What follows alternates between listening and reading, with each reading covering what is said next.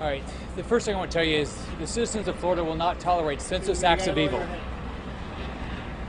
You just can't imagine how this could ever happen in a state like ours. Think of the innocent lives that are lost.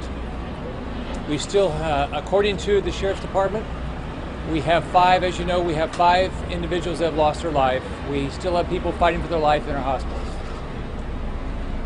Whoever is responsible will be held accountable to the full extent of the law. So let me repeat this. The state of Florida, the citizens of Florida, law enforcement in this state will not tolerate evil acts. Whoever is responsible will be held accountable to the full extent of the law. I heard about this when I was in Fort Myers. I immediately came over here, got here about 1:45. I've stayed in contact with the Sheriff's Office. Sheriff Israel has done an outstanding job.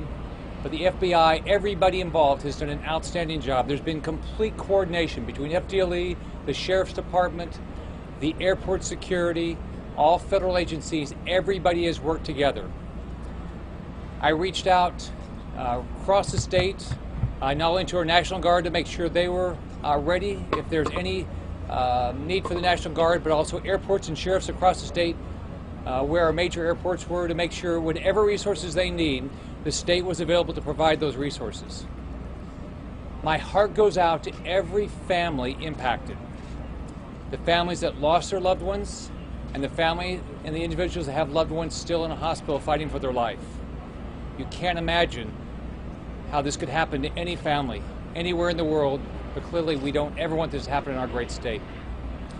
I have reached out to President-elect Trump and spoken to him and Vice President-elect Pence multiple times to keep them informed. And they told me whatever resources that we need from the federal government, they would do everything in their power to make that happen.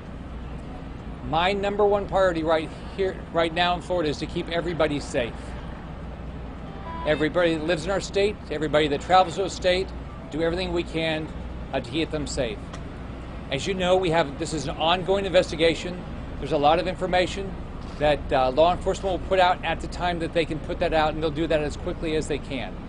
But I can tell you, everybody is working hard to find out exactly what happened and to hold whoever did this accountable. I don't ever want this to happen again to any family anywhere in the world, but clearly never again in our great state.